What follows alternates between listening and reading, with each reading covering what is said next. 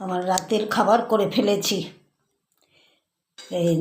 করেছি চিঁড়ের পোলাও হয়ে গেছে। আমি এইটা বেশি ভালোবাসি খেতে। রাত্রিবেলা বেশিরভাগ দিনে আমি এইটা বেশি পছন্দ করি। সব কিছু দিই, গাজর, বিনস, ক্যাপসিকাম, তারপরে বাদাম, সব কিছু দিই। এখন তো কড়াইশুঁটি পাওয়া যায়, শীতকাল বলে কড়াইশুঁটি দিই। আর এইখানে আছে ধনেপাতা, এই যে একদম করে রেখেছি, কুচি করে রেখেছি, ছোট্ট ছোট্ট করে কুচিয়েছি। এইটাকে দিয়ে দেবো এতে,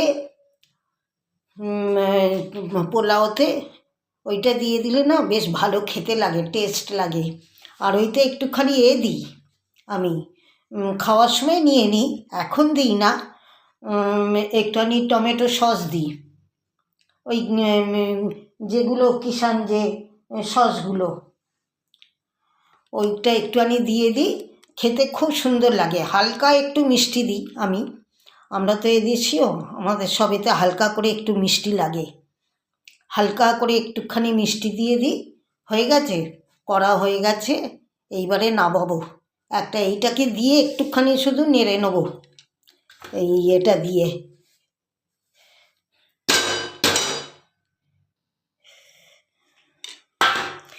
এইটাকে দিয়ে শুধু একটু নেড়ে নেবো, নেড়ে নিলেই হয়ে যাবে।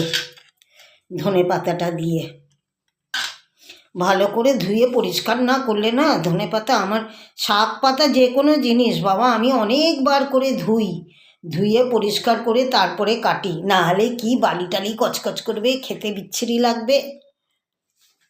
ওই জন্যে ভালো করে কেটে পরিষ্কার করে ধুয়ে তারপরে দিই।